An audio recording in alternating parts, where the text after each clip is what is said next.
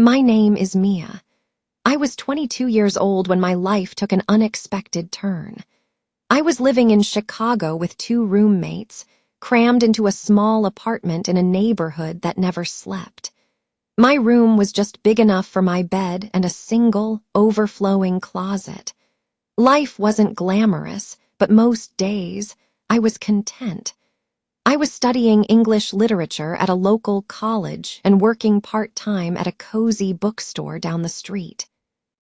I was surrounded by stories, both in the books I read and the ones I dreamed of writing myself. But more than anything, I craved a story of my own, something real and profound. I wanted to know what love felt like. One quiet evening, sitting on my bed in the warm stillness of my room, I decided to message a friend. I typed a simple question, "Are you coming for dinner tonight?" But in a moment of carelessness, my fingers typed the wrong number. I had sent my message into the void to a complete stranger. A couple of minutes later, my phone buzzed. A reply. "Sorry, I think you have the wrong number." I smiled at my mistake. Feeling a little bold, I typed back, "Oh, I'm so sorry, my mistake. But hey, maybe you should come for dinner anyway." I don't know what possessed me. Maybe it was boredom, or a flicker of loneliness, or simply the writer in me wanting a small, unexpected plot twist in my day. His reply was witty. "I would love to, but I live in New York." I laughed out loud. We started chatting. His name was Liam. He was a software developer in a big tech firm in New York City. He described his life as a predictable loop. "I go to work, I sit in meetings, I write code, I drink coffee, then I sleep. And I do it all over again the next day." "You sound like a robot," I teased. "And you," he wrote back, "sound like a storm." His response was strange, but it was also charming. We talked for hours that night, the conversation light and effortless like we were old friends catching up. There was no pressure, no awkwardness. The next morning, I woke up to a message from him. "Good morning, Mia. I hope you slept well." That simple text brought an unexpected warmth to my morning. "Good morning," I replied. "I slept okay. What about you?" From that day on, our messages became a constant, comforting rhythm in my life. I told him about my classes and the quirky customers at the bookstore. He told me about his demanding job and his secret passion for writing poetry, something he'd never shared with anyone else. When I told him my dream was to write a novel one day, he said, "One day I'll read your book and tell everyone, I know this writer." He became my confidant. He could make me laugh when I was feeling down. He remembered the little details of my life. When I complained about a rude professor, he messaged, "You deserve a medal for being the best eye roller in Chicago." I laughed until my stomach hurt. Talking to him felt like coming home. I could be completely myself, without any pretense. My life at the time was a tangled mess. My parents were constantly fighting back in our hometown in Ohio. One of my roommates was planning to move out, leaving me stressed about making rent. I felt adrift and alone, but talking to Liam was my anchor. After 2 weeks of nonstop texting, he asked if we could talk on the phone. My heart skipped a beat. "Yes," I said. That night, I sat on our tiny balcony, the city lights twinkling below. When I called him, his voice was even better than I'd imagined, calm and gentle. We talked for an hour, then another hour the next night, and the night after that. I began to live for his messages during the day and his calls at night. My heart felt full. One night I asked him, "Do you believe in love?" He paused. No, I don't really believe in grand love stories. They never seem to last. Maybe you don't believe because you've never had one, I replied softly. He was quiet for a long moment. Maybe, he finally said. A week later, he asked the question I was both hoping for and terrified of. Can we meet? My pulse quickened. Without hesitation, I said yes. He booked a flight to Chicago for the upcoming weekend. I'll see you on Saturday, he said. The days leading up to his visit were a blur of nervous energy. I cleaned my room obsessively, washed my hair 3 times, and stared at the one photo he'd sent me, praying I'd recognize him. On Saturday, I stood near the arrival gate at the airport, my heart pounding against my ribs. And then I saw him. He was walking toward me, not with flowers or a gift, but holding a small paper bag. As he got closer, I saw a tiny green plant peeking out. He smiled. For your balcony, he said. It looked a little empty in your photos. I smiled back, a wave of relief washing over me. He wasn't movie star handsome, but he had the kindest eyes I had ever seen. He looked real. He looked like someone I had known my entire life. We spent 2 perfect days together. We walked along the shore of Lake Michigan, watching the waves crash against the rocks. We ate hot dogs from a street vendor and drank sweet coconut water. He told me stories that made me laugh, and he listened to mine with an intensity that made me feel truly seen. He wasn't trying to impress me. He was simply trying to know me. I felt safe with him, utterly and completely calm. When he left on Sunday evening, a profound sadness settled over me. I watched his plane disappear into the sky, feeling like a small, precious part of me was leaving with it. Our connection only deepened after that weekend. The messages continued, now filled with inside jokes and shared memories. He sent me his poems, playlists of songs he loved, and once, a flash drive filled with music and a single letter. In it, he wrote, I love the way your name sounds, Mia, like rain on a quiet day. I must have read that letter a dozen times. I kept it in a special box, a tangible piece of our growing love. I wasn't thinking about forever. I was just happy in the moment.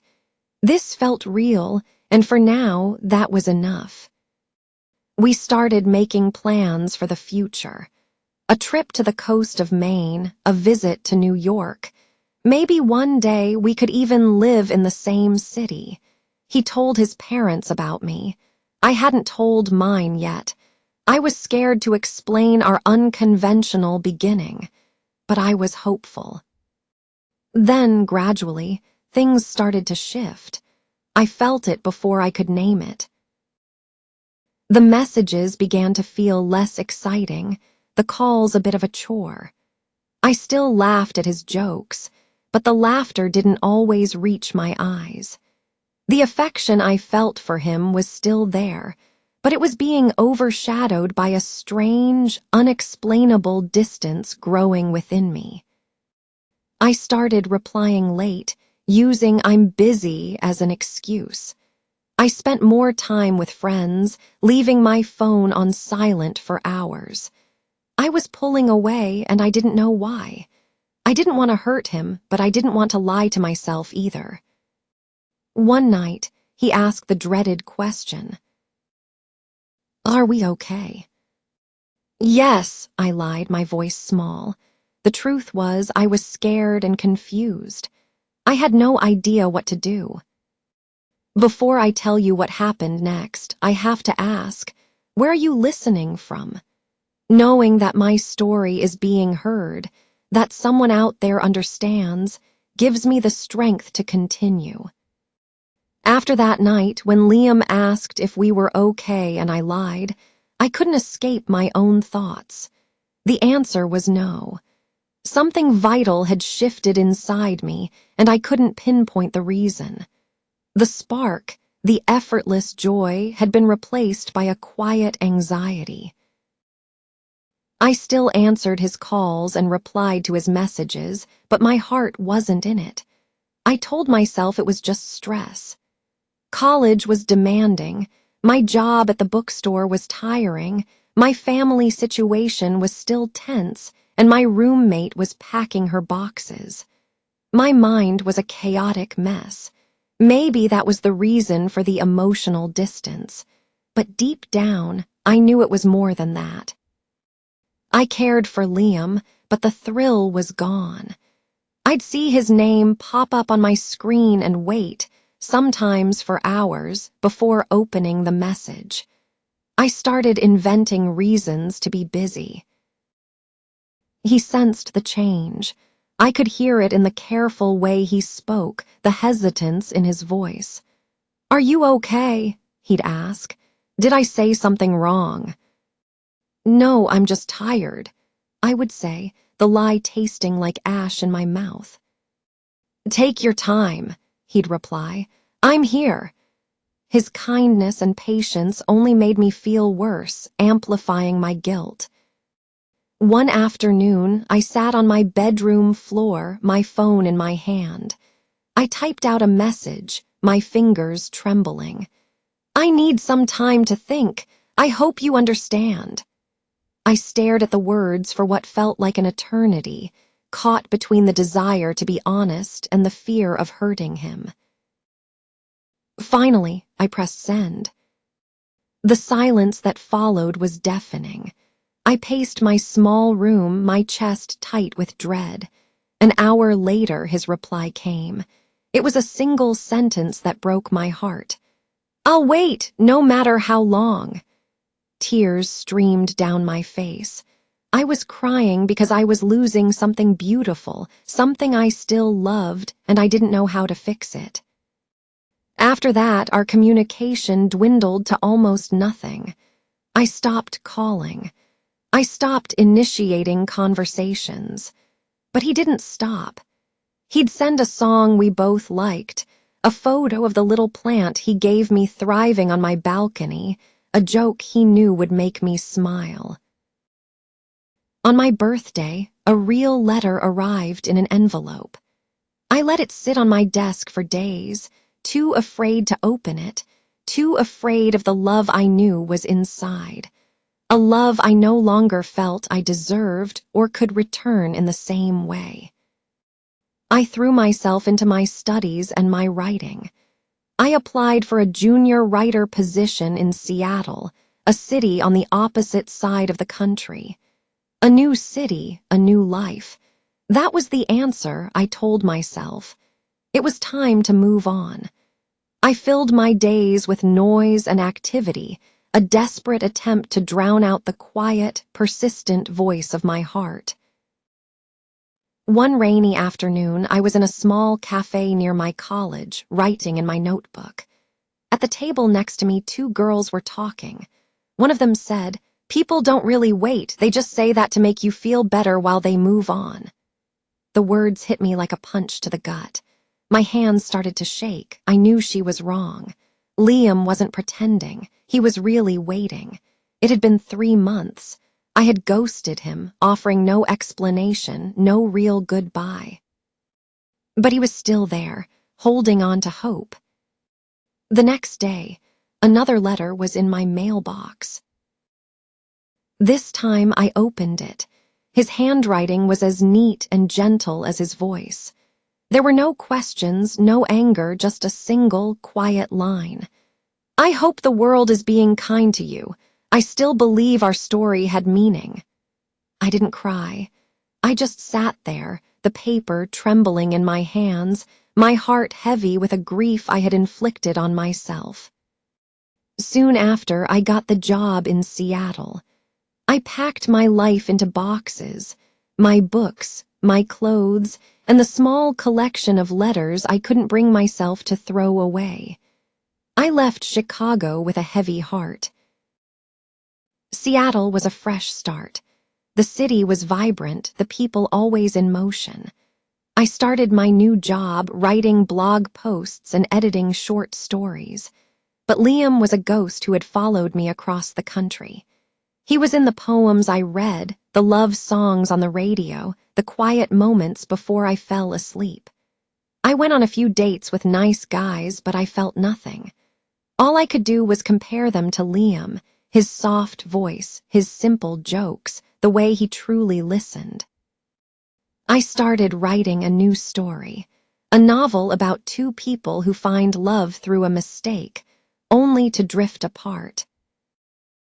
One person waits while the other runs away. In every draft, the man was Liam, kind, patient, and unwavering even when it hurt.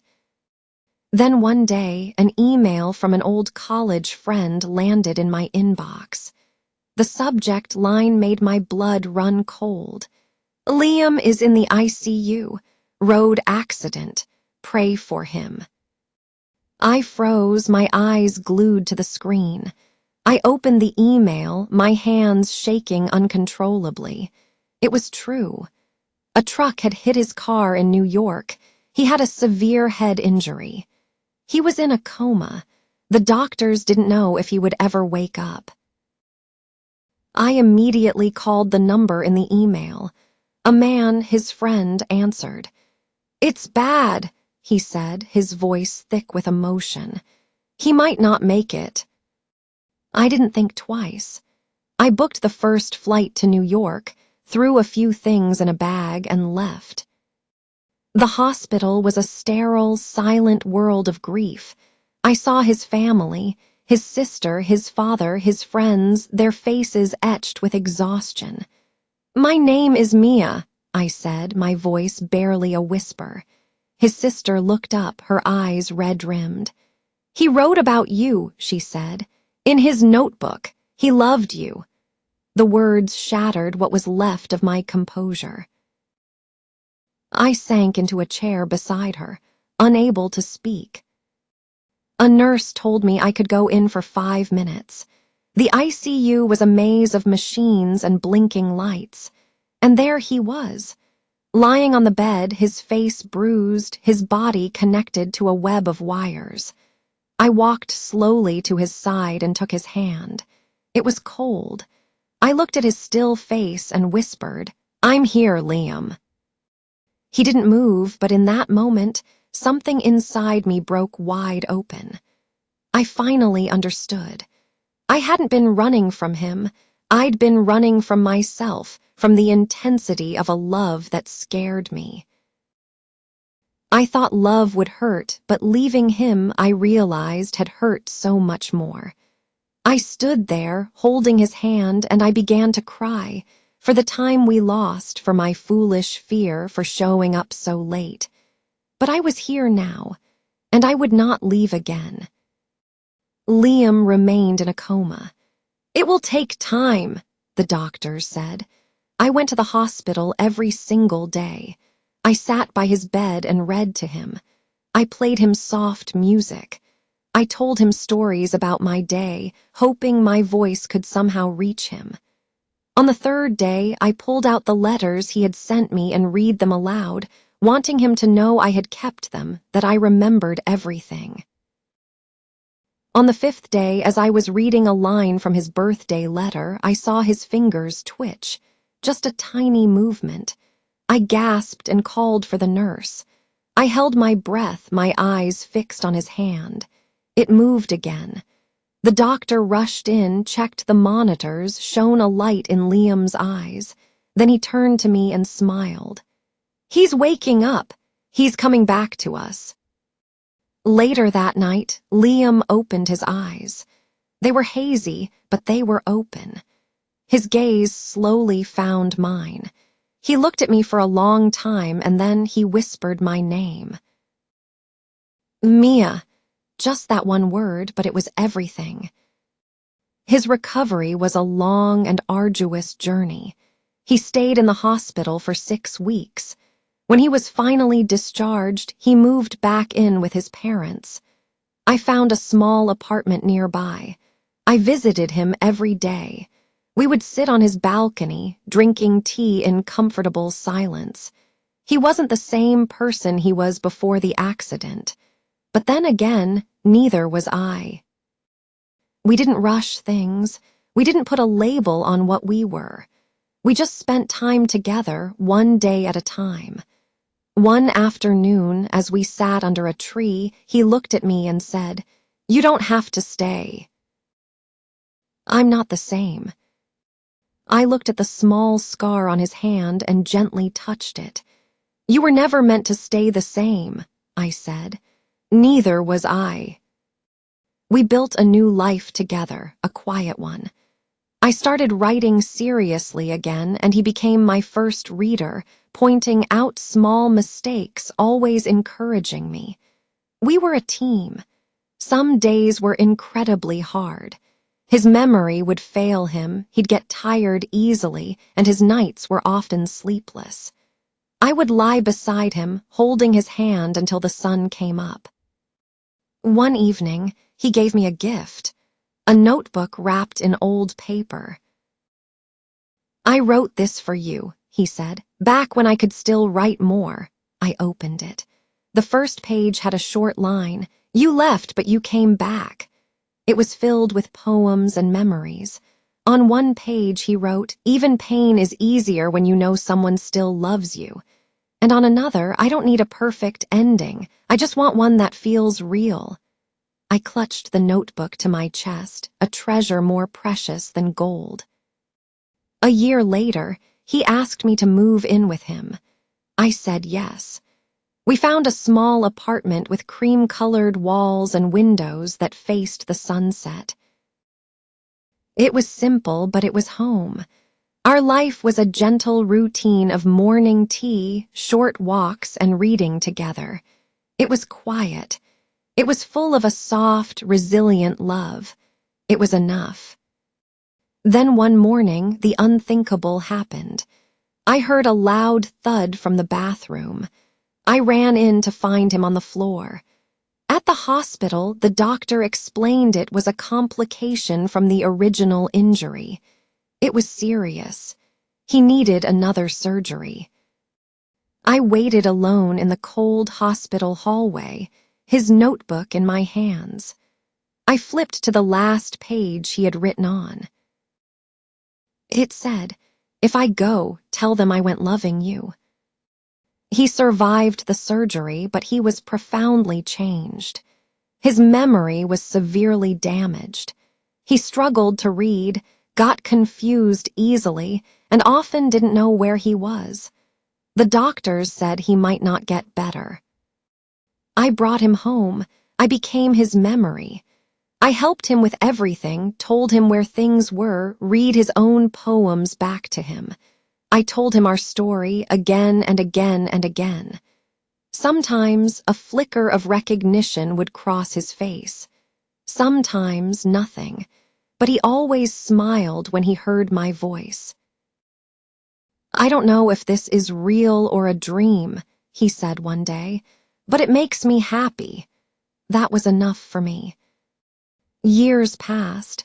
People would ask how I did it, how I stayed so strong. I just knew that when someone gives you their whole heart, you take care of it. Even when it's broken. You don't leave, you stay. Liam passed away 3 years later on a quiet morning. He was sitting by the window, his notebook in his lap, a peaceful look on his face. He was gone. I didn't cry right away. I just sat with him, held his hand, and read his words one last time. "You came back, that's enough." I buried him with that notebook. Now I live in that same small apartment alone. But every evening I open the window, make myself a cup of tea, and I write. I finally finished my novel. It's not a perfect story, but it's a real one. It's our story. I called it The Heart That Waited.